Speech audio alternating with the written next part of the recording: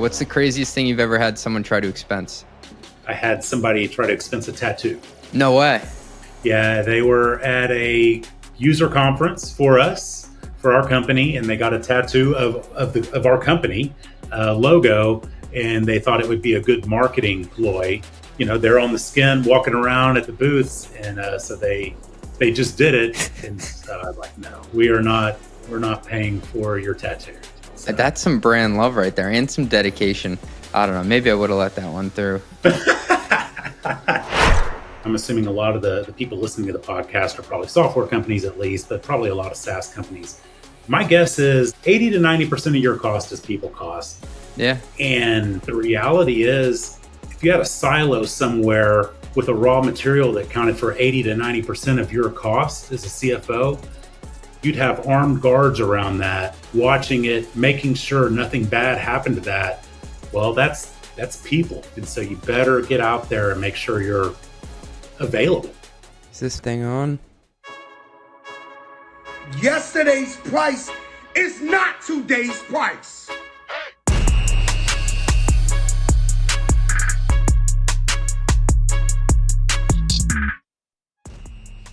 Welcome back to the Run the Numbers podcast, where finance isn't just about the forecast, it's about the frameworks that shape how companies think and operate.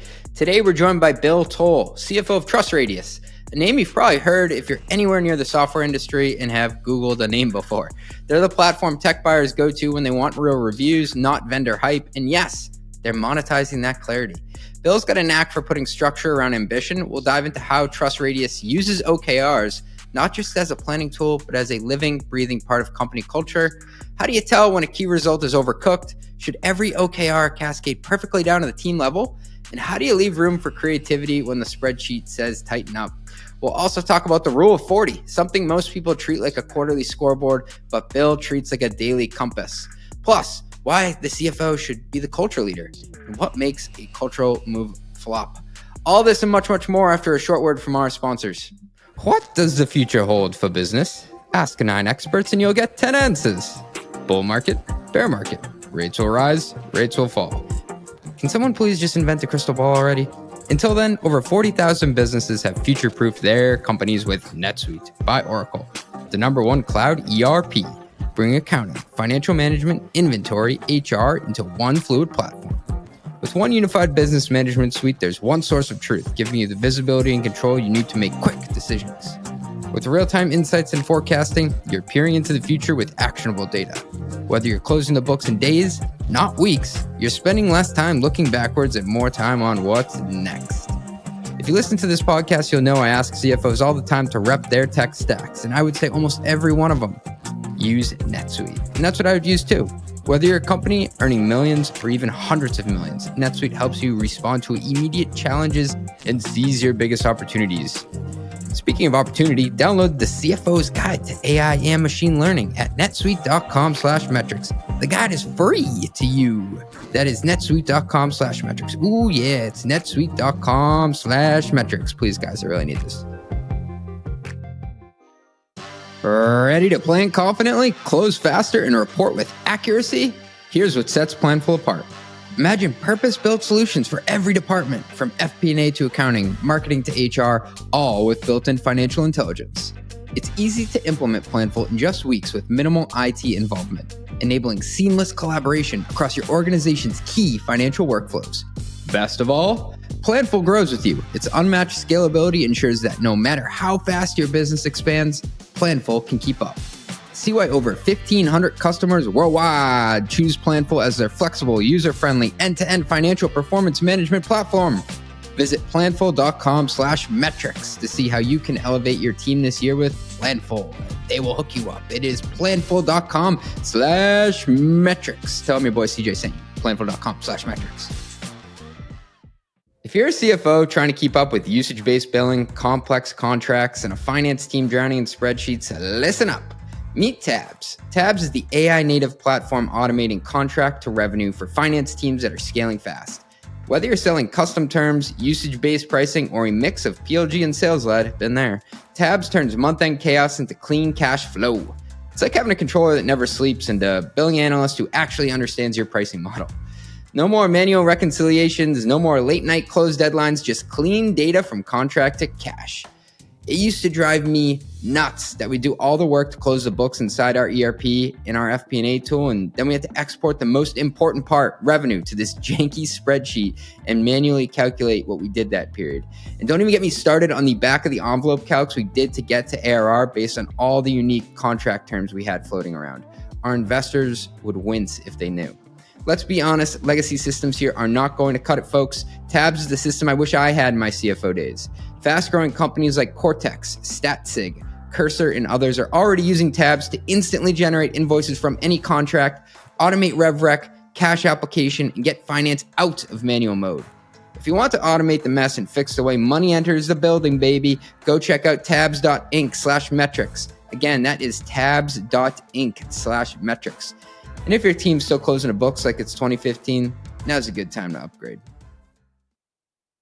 Bill, welcome to the Run the Numbers podcast. Thank you. Happy to join. So we're going to get into all our favorite CFO and finance topics and the like. But before we do, you're the CFO at TrustRadius, and it's this brand name that I feel like anyone who's in the technology industry and has Googled a software product has heard of. Maybe you could just humor me here and give us a quick overview of what TrustRadius does and also how it makes money, because everybody here who's listening is a total business model nerd.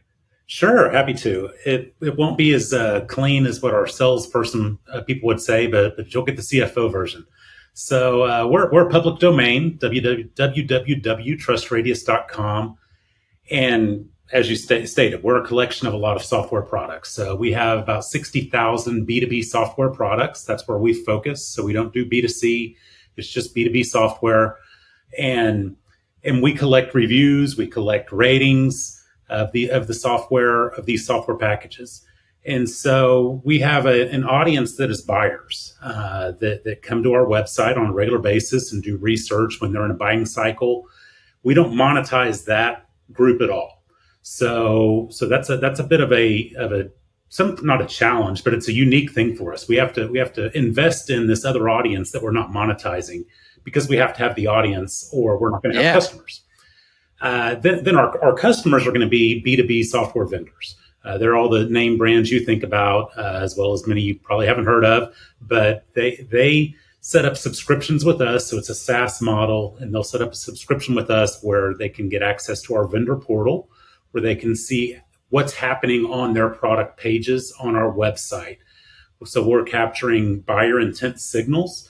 Now, we can't get down to the person level. We can't get down to like CJ was looking at this product page, but we can get down to, somebody at whatever company was looking at this product page. And so that's a good enough buyer intent signal for a marketing department, because then they can say, okay, such and such company is actively looking at these payroll software, and they're looking at this one and this one, who are two of our competitors, but they're not looking at ours. That's a problem. Or they're looking at ours and they're looking at our pricing page. We ought to run a campaign. So that's essentially the group that we monetize. And there's more to it than that, but that's the high level CFO version of what we do. That's beautiful. And I find this fascinating too, perhaps a bit selfishly, because I'm somebody who's in the media business, right? And I look at it like you can have two different approaches to building a company. You can build a product and then go out and try to find customers, or you can actually do it in reverse, which is a bit counterintuitive. You build an audience, which is basically a list of customers, and then you figure out what product to sell them. And a lot of the people that listen to my podcast and who read my newsletter, mostly metrics, are tech buyers. So I'm just fascinated by how the big dogs do it. Gotcha. Yeah. Hopefully that made sense. Yeah, it totally makes sense. And it's interesting too how you have to invest in both sides of it, right? Because there's one side that's not directly monetizable, but you can't have the other side of the equation. Part of it reminds me in many ways of like a marketplace. Like you have to choose which side you want to charge, and some marketplaces actually charge both. Yeah, totally. I want to get into OKRs because you've said before that TrustRadius is big on OKRs, and this will be good for me because I suck at them. What's finance's role in that process? Yeah, maybe I'll ladder up a little bit and just kind of explain our overall process, and then that may make more sense how finance plays into that. So, we set OKRs, we set annual OKRs, and then we also set quarterly OKRs. And so the quarterly OKRs are going to be steps towards an annual OKR, hopefully, along the way. And what we do is a leadership team, we get together and think through what are the objectives that we really want to work on? What are the aspirational objectives we want to work on this next year, this next 90 days, that sort of thing. And then we'll bring in our next level leaders. And so we get a large group to weigh in on this. We aligned on the objectives, the wording of the objective, but the real muscle comes in, and the tricky part is coming into the KRs, figuring out the key results to do that. And so we get a broad group to weigh in on that. We all come together. We're a 100% remote organization, but it's worth the investment. We bring everybody into town. We all lock ourselves in a room and do this for a day or two to make sure we have it right. And so that's how we approach this. Typically, I just talked about what TrustRadius does. So our methodology that we use is we have 3 flywheels that we feel like run this business. So we have a monetization flywheel. We have to make money. We also have an audience flywheel. Then we talked about the buyers. We have to have people coming, and that's an investment and a focus we have to have that we're not monetizing. And then we also have a coverage flywheel. So the more products that we can have good coverage for, and they're in healthy software categories, the more traffic we can get. So all 3 of these things play off of each other. And the more you can get each one going, the better. And so typically our objectives are lined up around those 3 flywheels. So a monetization focus, an audience focus, and a category focus. And they're very, very different, what you need to do for each of those. So finance, back to your question, finance, our role in this, I feel like a lot of the value that we bring is we're a support organization. So we're not doing a lot of the work of pushing the monetization flywheel or adding audience or adding categories. But just our mindset, we're the type of people that we can sit back and ask the stupid questions that a lot of times keep you from creating bad KRs. Things like, okay, so if we accomplish these 4 things that we're saying are the KRs, then are we assured success on this objective? Well, no. Okay, well, then those aren't good KRs. That's the definition of this. If you do these things, then you will meet your objective. So I would say more so that, then obviously we're always looking for, is there a key result out there that's going to cost money in order for our team to do it? And then we have to ask, okay, well, is that budgeted? We don't want to agree to this. And then all of a sudden we're half baked through a quarter and you say, well, we need to make this investment or we can't hit our OKR. It's like, no, we have to talk about that ahead of time. It has to be in the budget. So that's our role. Bill, I want to go back to something you said, and that's bringing in the second level of people, the muscle really to implement it. Yeah. Can you just speak to the importance of that? Because I think a lot of organizations, sometimes the OKR process doesn't go down far enough. Yeah, and it's iterative. We've you're going to hear this a lot today. I'm okay with failing. I think failure is a good thing for organizations to go to, and I feel like our OKR process is a pretty strong process right now, but it's because we failed a few times along the way. and what we realized is we used to do this in a very small group, and just the executives would build this, and then we would just try to push it down to the rest of the organization. And they would ask very easy, real questions. Once they finally got a chance to look at it, and we're like, wow, that would have been better if we would have thought about that before we actually published this and said, that's what we're doing, and announced it and did a big announcement to the whole company. So that came from failures along the way. And again, we embrace an iterative process for this. We want to do that. And so, yeah, we figured out we need to bring in the next level people, the people that are managing the people that are going to be doing the work, and make sure we're not missing something. Yeah, there's something to be said about blind spots, and what appears very obvious in hindsight. In the moment, you can get so hyped up around, like, we already know what the 3 flywheels are and we know what we achieved last year. But then it's like when the rubber hits the road, what did you miss? Yeah, exactly. You also mentioned finance's role in quote unquote asking the stupid questions. And I love how you laid that out, because finance does, I feel like Willy Wonka and the Chocolate Factory, Charlie run around with the golden ticket sometimes. Like, I can ask dumb questions and it doesn't always seem dumb because I'm the finance guy. How important is that as a finance team's role to sanity check things at like what may seem a basic level? I think it's really important.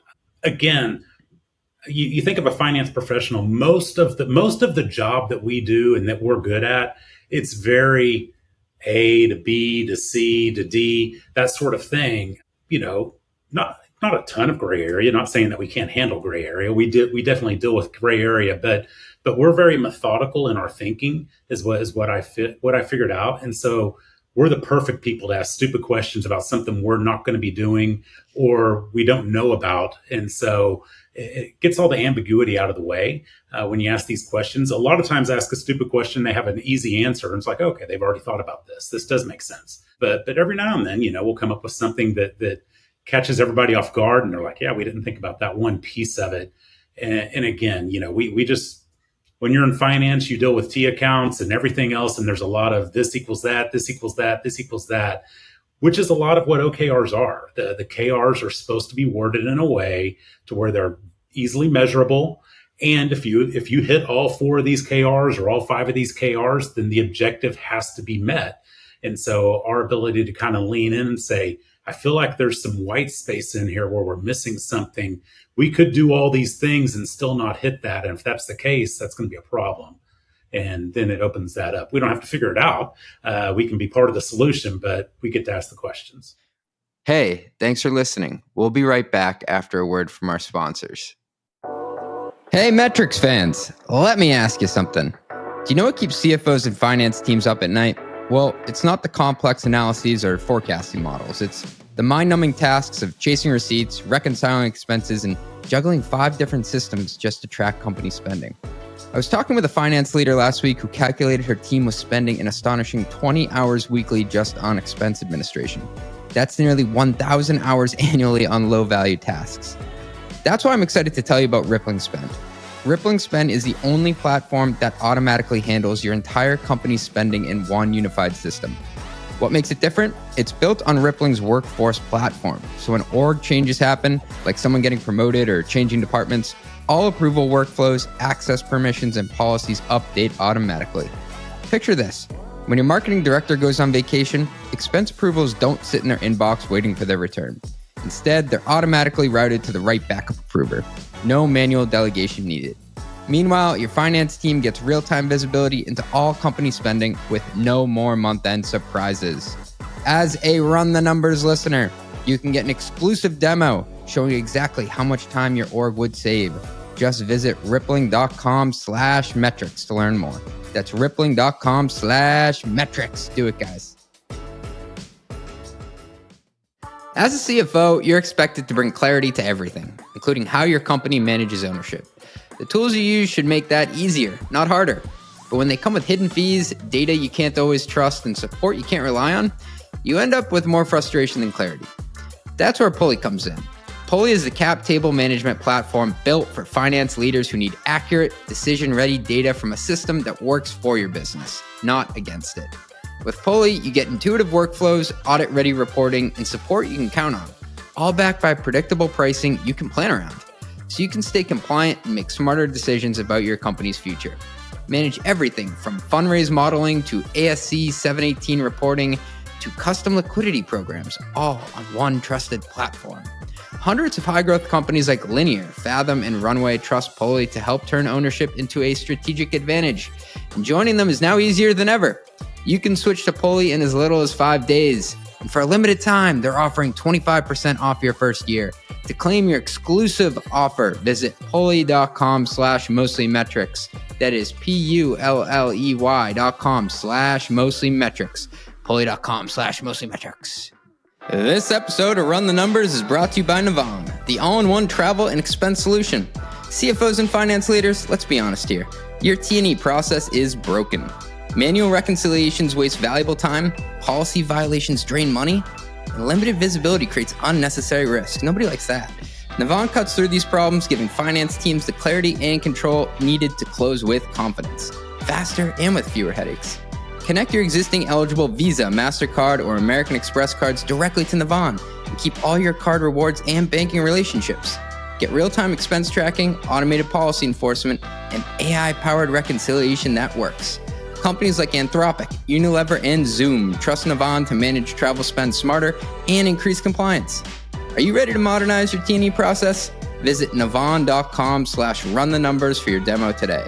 That's navan.com/run the numbers. Tell them CJ sent you. They'll hook you up. What you said there was beautiful, that they should link up to achieve one big goal, because I feel like people put the big goal and then they just put like 3 to 5 things that they just really want to achieve, but they don't think like, how do you link all these together to make sure at the end of the day, like we've covered all the surface area and we'll achieve that thing at the bottom. Yeah, for sure. And most of these are cross-functional. So you kind of need the support team that's supporting all these other groups to say, okay, I need feedback from other groups on this, because most company-wide objectives are not going to be tied to just one group.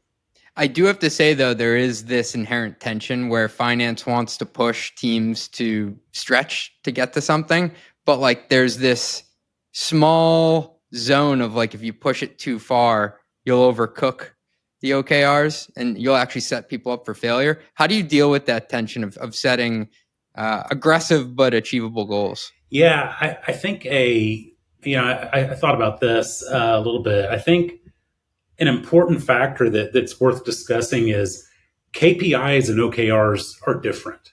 And it's okay. Oh, can you say more about that? It's okay to make them different. Let KPIs be KPIs and let OKRs be OKRs. I think a lot of times where you see that tension rise is because organizations feel like they need to make their KPIs profitability or cash flow, operating cash flow, or these sorts of things.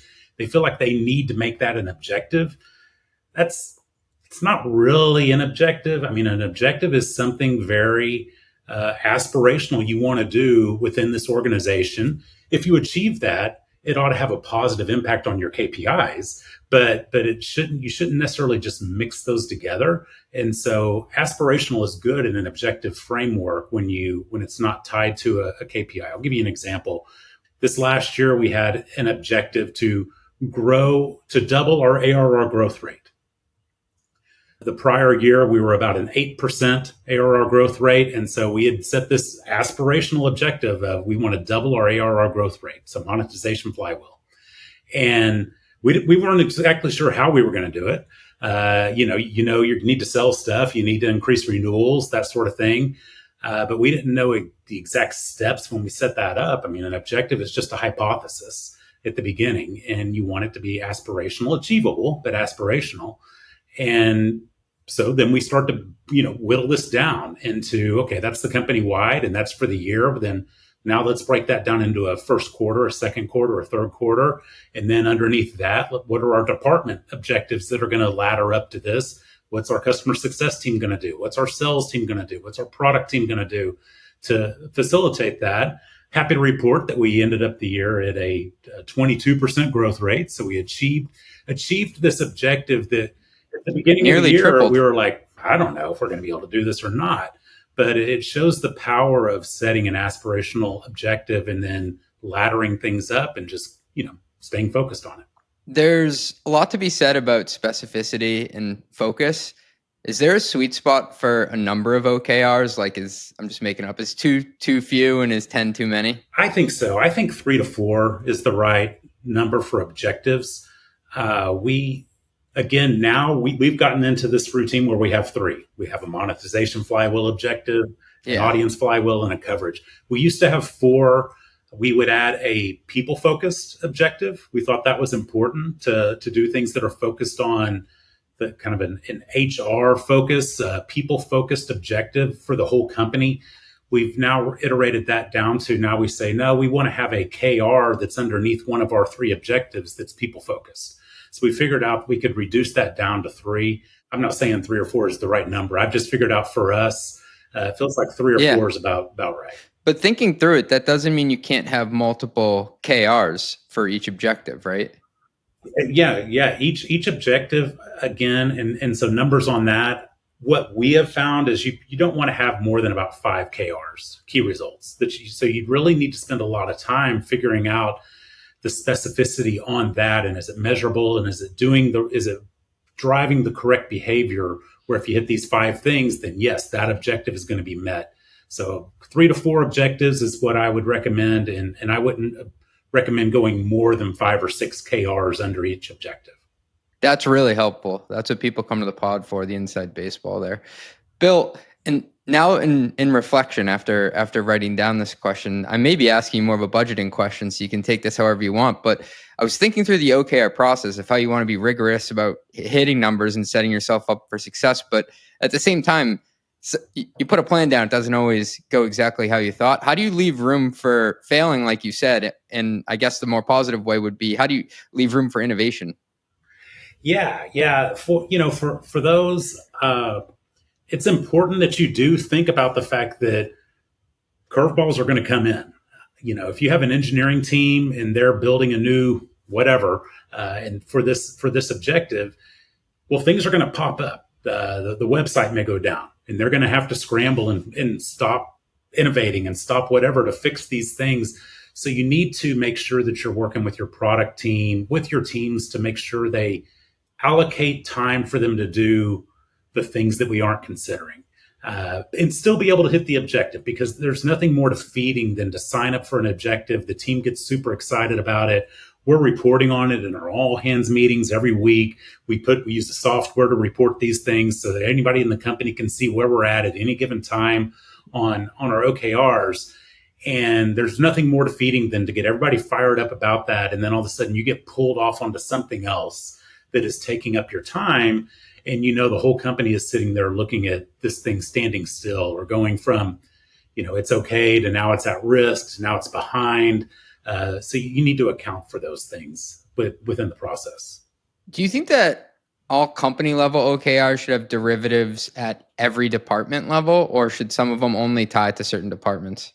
I do think that they all department level OKRs ought to ladder up to company-wide objectives.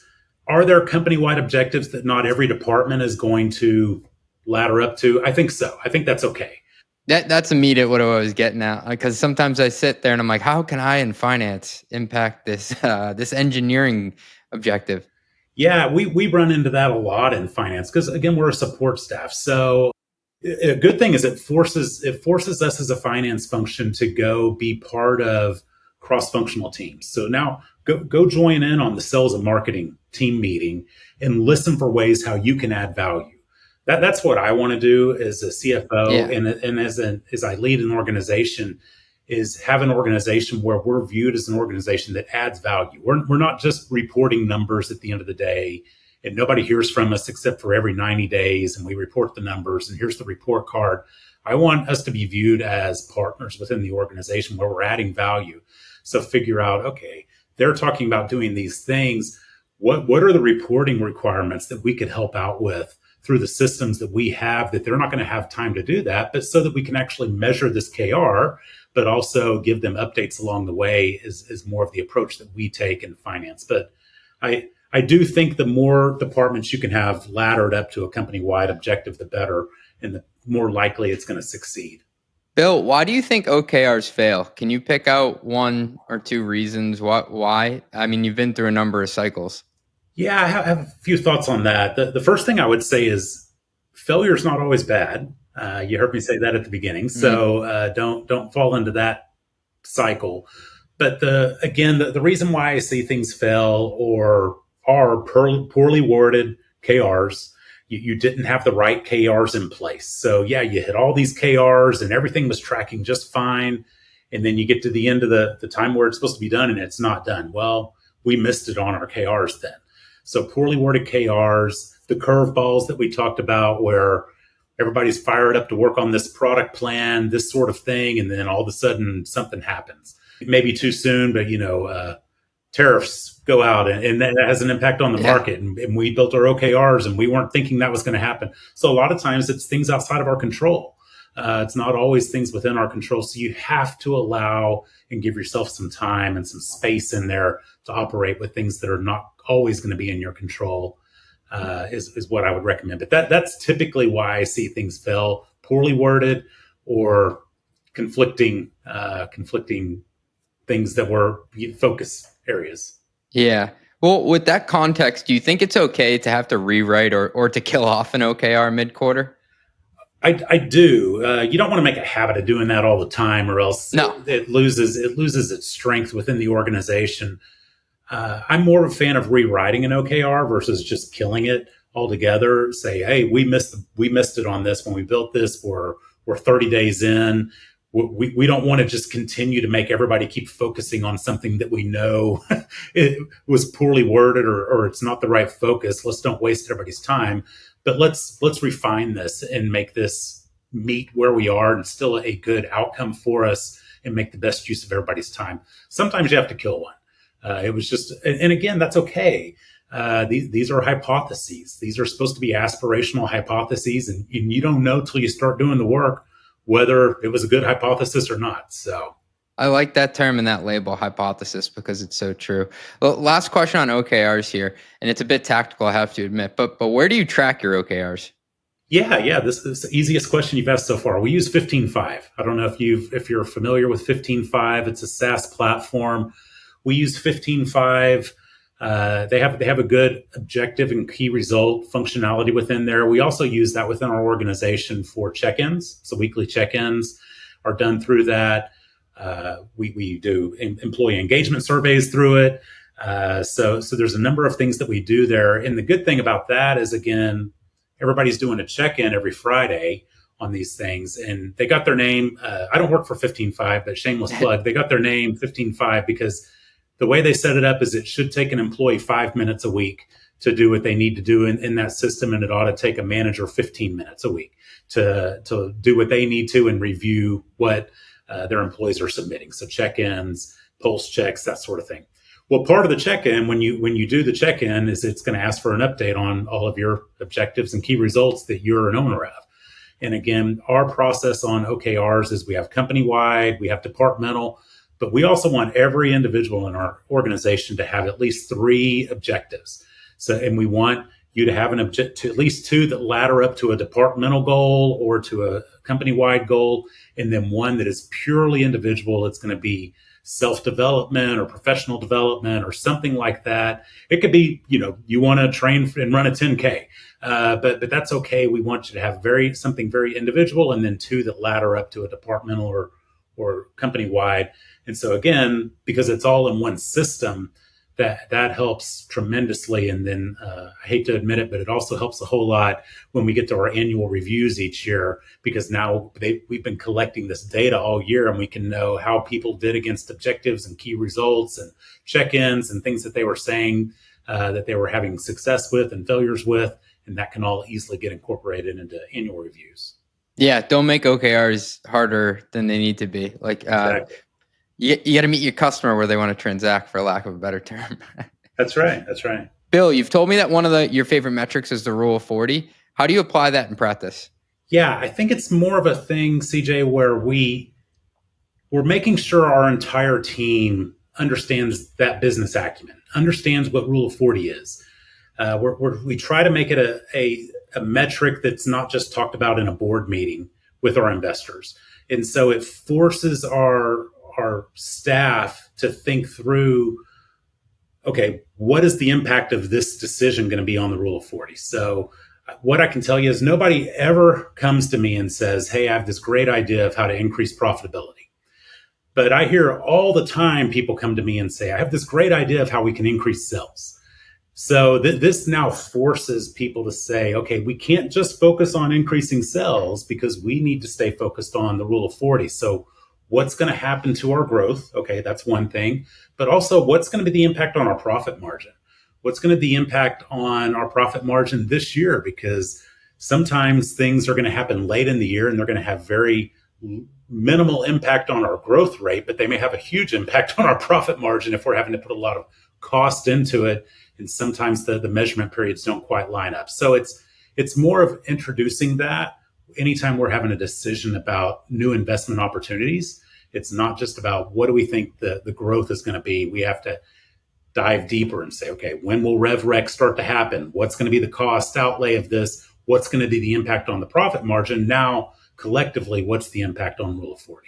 To riff on this for a second, because I love it, I like using Rule of 40 here. It sounds like as a decision-making lens, so you don't miss anything and you get the whole picture of what an investment may be. Where I think people sometimes go wrong with the Rule of 40 is they just measure it and they're like, oh, I don't like the output. It's like, well, it's an inherently pretty compound metric. Like a lot of stuff goes into it and you can't turn around and be like, oh, well, Bob over there, he's responsible for Rule of 40. Like it doesn't work that way.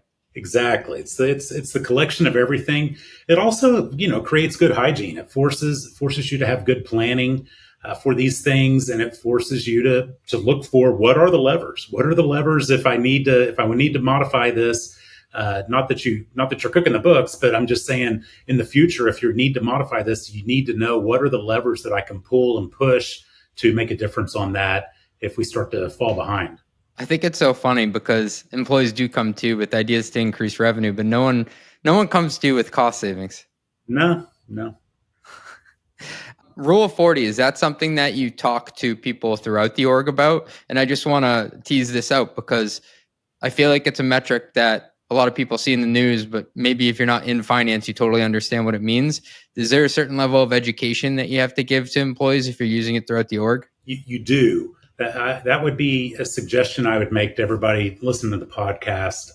I've been shocked in the past. So I've done small group settings. For instance, we had a field kickoff at the beginning of our year. And so our CMO had me come in and do a small group setting with the marketers. And so we walked through SaaS metrics. And we talked about Rule of 40, and we talked about CAC, and we talked about gross retention and gross renewal and net retention and all these things that are just part of my regular vernacular. And you just talk about them all the time. And I was shocked to hear how many people in our organization in a SaaS company had no clue. They use them all the time, and they hear us talk about them all the time as a leadership team that really don't have any clue what they are. And they were so thankful to go through that and hear that and understand why is it important and why is it something our investors care about and why do we care about it and what does it measure. So I would encourage people to definitely have those sorts of one-on-ones and trainings. Don't just assume the rest of the organization understands all these metrics. I think what you said there is important, the why, because if you just look at it as a metric in isolation, they're like, okay, this is kind of boring. I can't really tie it back to what I do day to day. But if you explain to the engineering team, like how what they're coding links to, I don't know, a future revenue line or an expansion area that goes into the net dollar retention formula because you're selling a customer more products. I mean, well, what are your thoughts on that? Because I'm sure you have to talk to employees throughout the org who like, I don't know, maybe they haven't talked about metrics like this since college or algebra in high school. Yeah. So a real life example, that marketing team that I met with, I got to CAC and I said, okay, who here? And I'd always start, who wants to tell me what CAC is? This is the marketing team, CJ. And they said, we don't know what CAC is. And I said, well, look to your left and look to your right. So we got to explain what all that is and why it's an important thing to track. Why it's important for the impact that they can have on the company financials with our investors by keeping an eye on spend within marketing.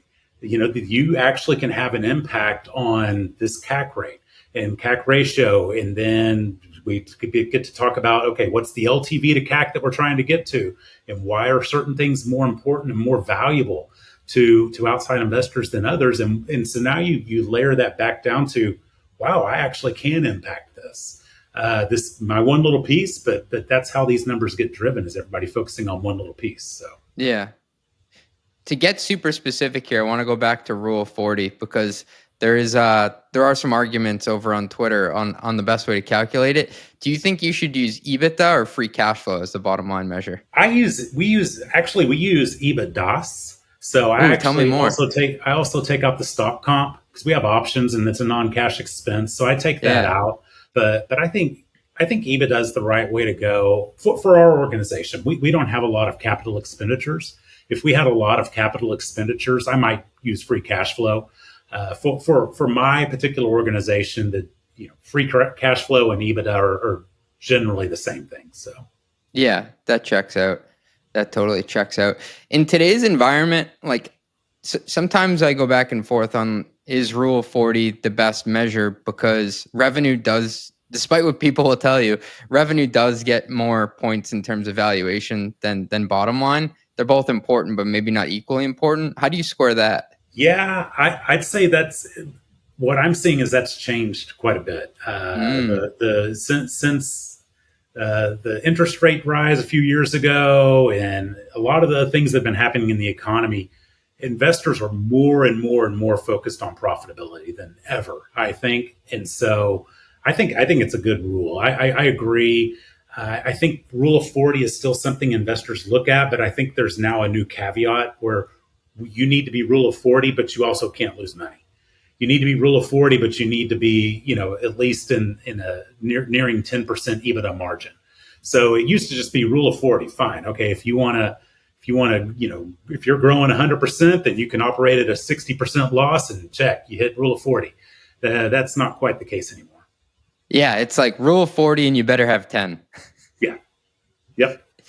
All right. I want to talk about a really interesting topic here, and that's the CFO as the culture leader. And you've said that the CFO should be just that in the org.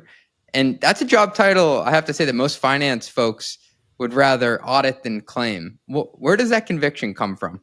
Yeah, I thought that might be an interesting thing for you to read. I understand that I'm not the normal CFO when it comes to that. It's easy for me to do that. I like I get energy out of the socialization with everybody in my company and with customers and with whoever. What I would say is, like, we're a SaaS company.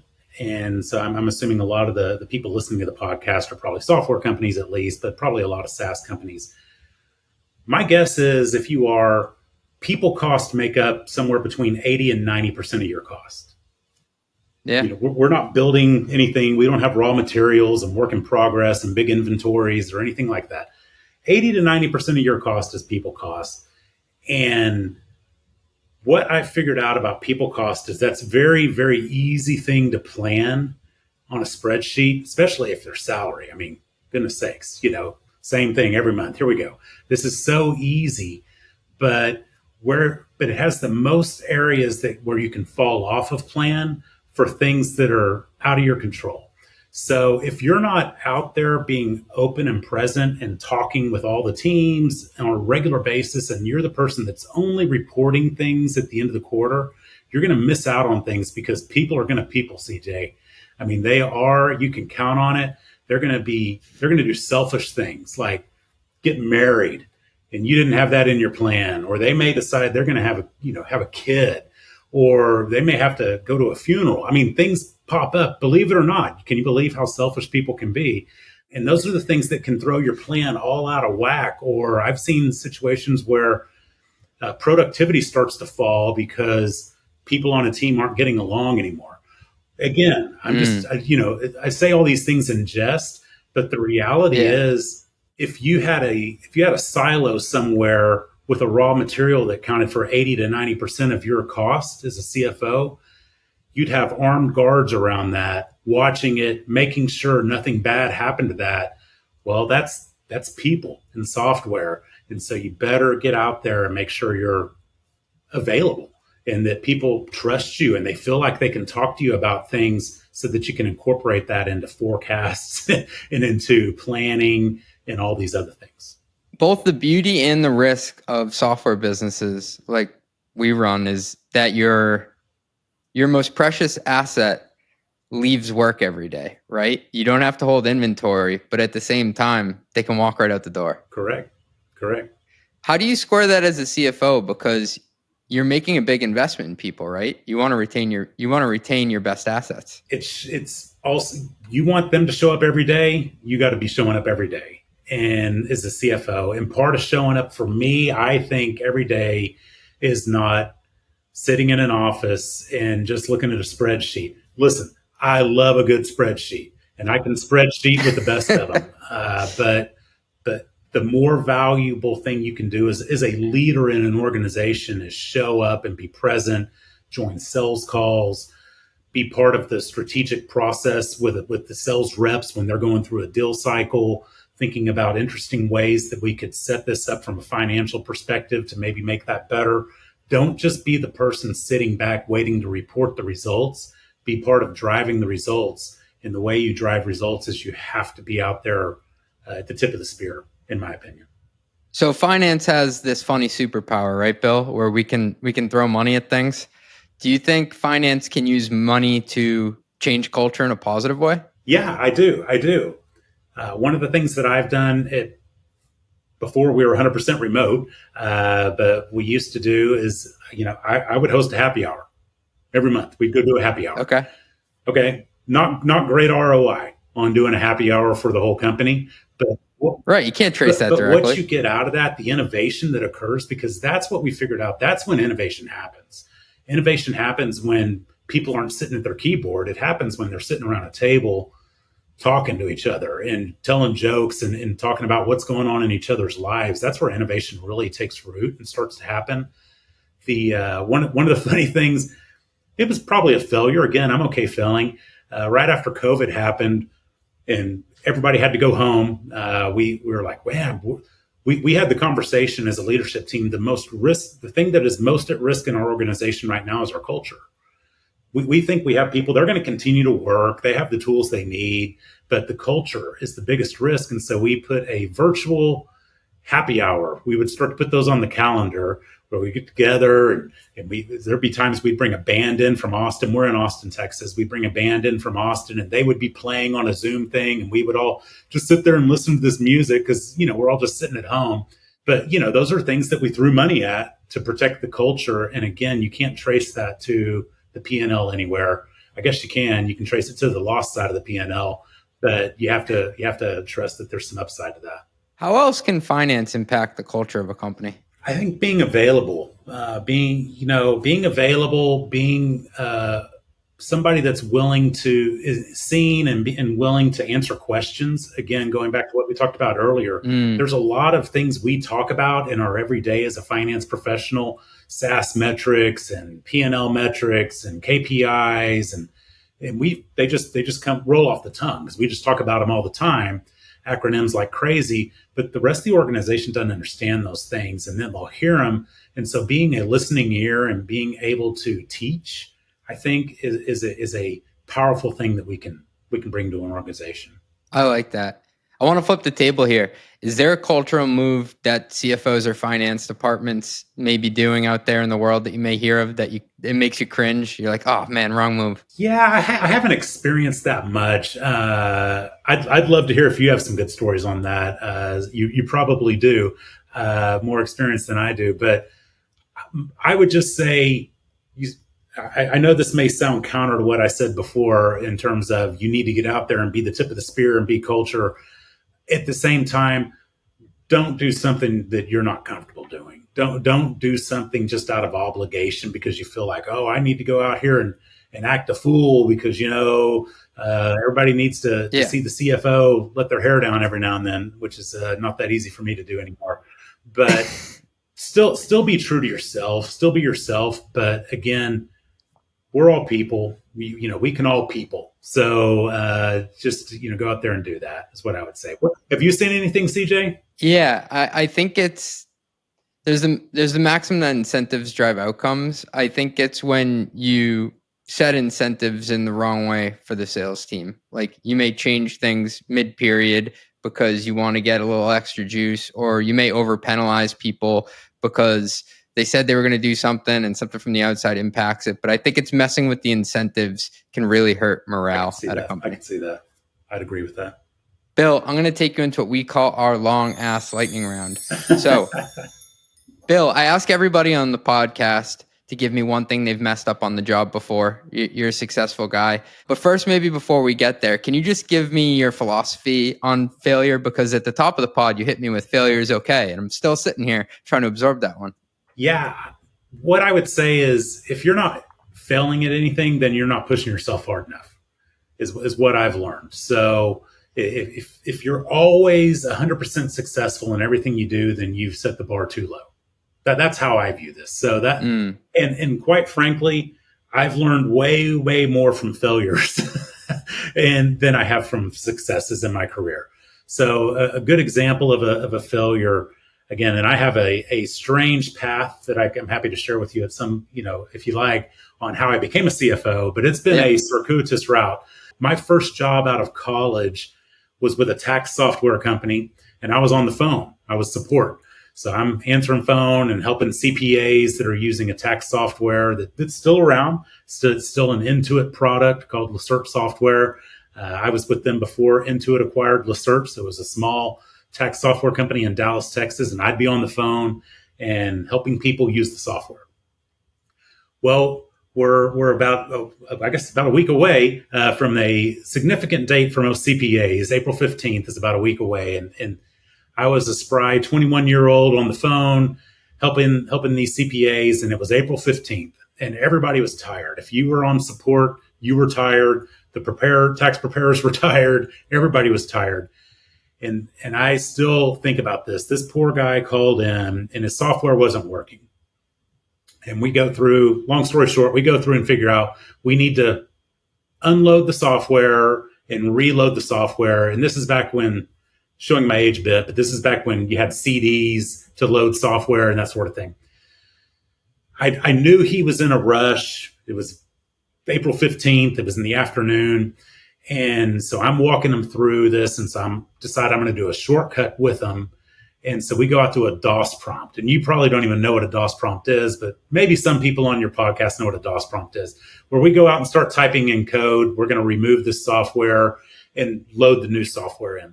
Not this guy's fault, but he didn't type in exactly what I told him to type in. He missed a little bit of it, and I was going quick enough, and I just assumed. It's when I learned the key phrase, assume, the risk with assuming. And anyway, long story short, he did delete his software, but he also deleted all of his client data. Oh.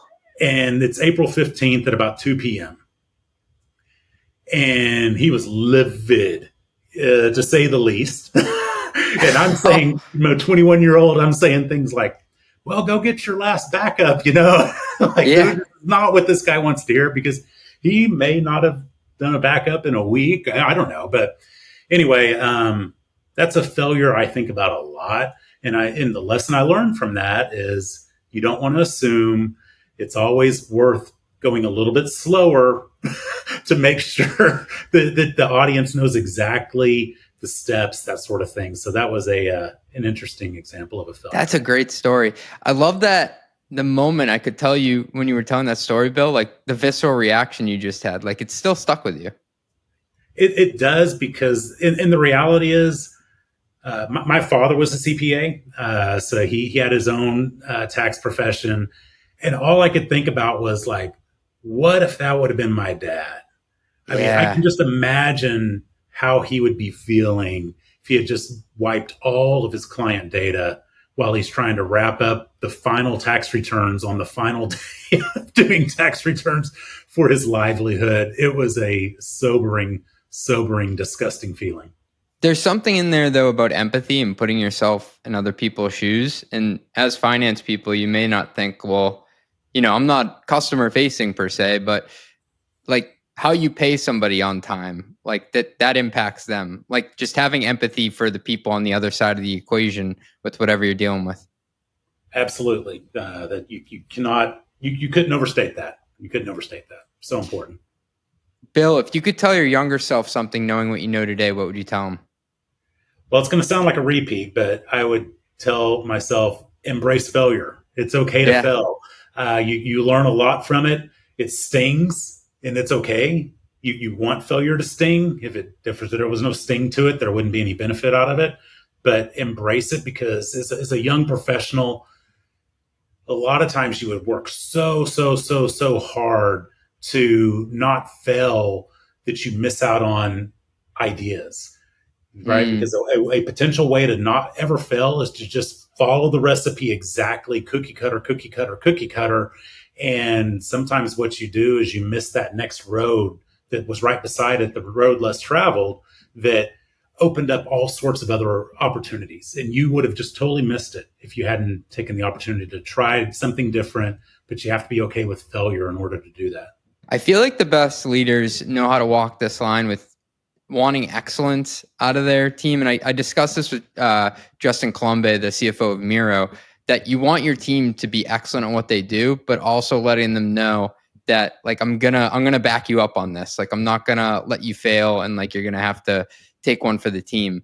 And it's a very nuanced way to manage people, but I feel like it makes people want to stick around and work for you and work hard.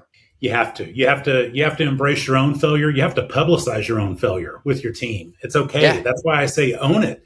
Let's talk about it. There'll be team meetings. We'll get together. I'm like, okay, we're going to first go around the room. What'd you fail at this week?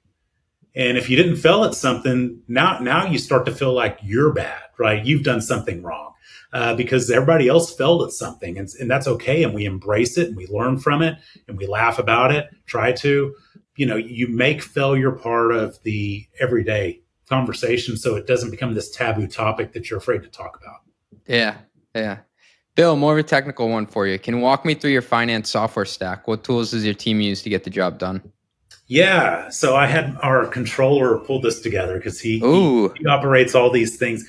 I'll give him credit. I laugh when he says this. He goes, sometimes I feel like he's a great controller. He said, there's many days I feel like I don't do accounting anymore. I'm a systems administrator.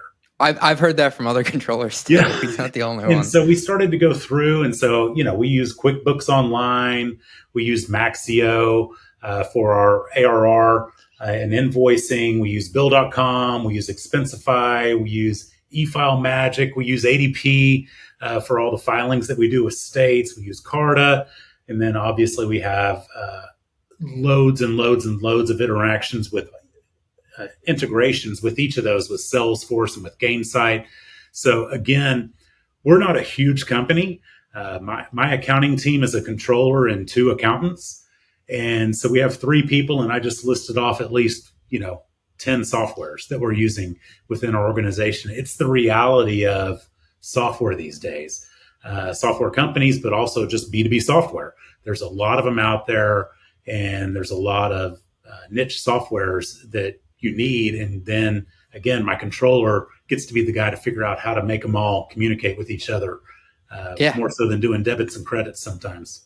This wasn't in my original question brief, but I guess there's no better person to ask than somebody who has a view into all the different software programs that are out there. But what's your take on the state of SaaS fragmentation or SaaS sprawl today? I think it's a big issue, right? So this is just within the finance department, within our organization. When you start to look through, when I got to TrustRadius, one of the first things I did was look at our SaaS spend, and it was a big number. I won't even tell you what it was, but it was a big number. Maybe do you know what the percentage was? So we said earlier, like 80% is on people. Was it like 20, 30%? Was it something that big? Nah, it was approaching 7 to 8% of our overall operating costs. Okay, that's not terrible, but it is for SaaS. But the number of products, I started going through and looking at it, and we were about 250 different software products. You're kidding me. I was going to say 75. No, and I'm like, what are all these? And nobody knew. That's the risk today, is everything is so disparate, and nobody just has that job of tracking all these things. And so it became a huge project for us to go through and figure out who's using this. And we had to go back to some old school tactics. I hate to say so, but sometimes there'd be a thing where like, just turn this off. Shut it off. Just shut it off. And I'll wait till somebody raises their hand and says they miss it, and there were some that we shut off and nobody ever said anything. That's the scariest. Software, right? Just sitting there. And then you got to figure out, okay, when are the renewal dates for all these things? And what's the notice? It became a humongous project for a Tiger team because nobody owned it centrally, right? So it's a real issue. Yeah. And I was getting bitten by auto renewals. I started using this tool, Tropic, because it allowed me to see when all the renewal dates were. And then it also helped me on the negotiations to do some price checks. But to your point, I came into an org and I was like, I just can't live in my Gmail anymore. Like I need to standardize this in one spot. Absolutely. Last one I got for you. What's the craziest thing you've ever had someone try to expense? Okay, I'll tell you, but I know you've got some good stories on this, I'm sure, as well. So the craziest thing is I had somebody try to expense a tattoo. No way. Yeah. They were at a user conference for us for our company, and they got a tattoo of our company logo, and they thought it would be a good marketing ploy to have this tattoo of, and it's not TrustRadius, it was a prior company, but have that, they're on the skin walking around at the booths, and so they just did it. The old, instead of asking for permission, ask for forgiveness later approach. And so I'm like, no, we're not paying for your tattoo. So. That's some brand love right there, and some dedication. I don't know. Maybe I would have let that one through.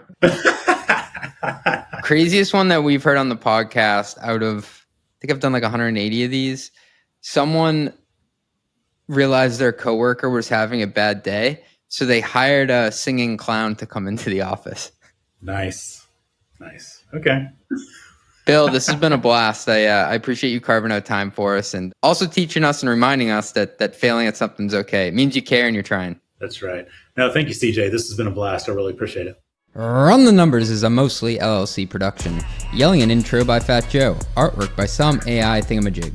Podcast and video editing is done by Cleancast at cleancast.io. Nothing said on this podcast is intended to be business or investment advice. It's the sole opinion of me, a guy who feeds his dog too much ice cream and has a history of net operating losses, LOL. If you like this podcast, please hit subscribe. It would mean a lot to me. And also check out mostlymetrics.com. That's my newsletter where I explore business models and financial metrics. Thanks for riding with me. Share this with your friends. Peace.